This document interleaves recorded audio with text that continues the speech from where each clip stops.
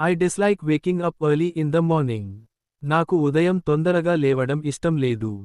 I'm not fond of spicy food. నాకు మసాలా ఎక్కువ ఉన్న ఆహారం అంతగా నచ్చదు. I'm not a fan of horror movies. నాకు హారర్ సినిమాలు అంతగా నచ్చవు. I'm not into playing video games. నాకు వీడియో గేమ్స్ ఆడటం ఇష్టం లేదు. I can't stand rude people. నేను అహంకారంగా మాట్లాడే వారిని తట్టుకోలేను.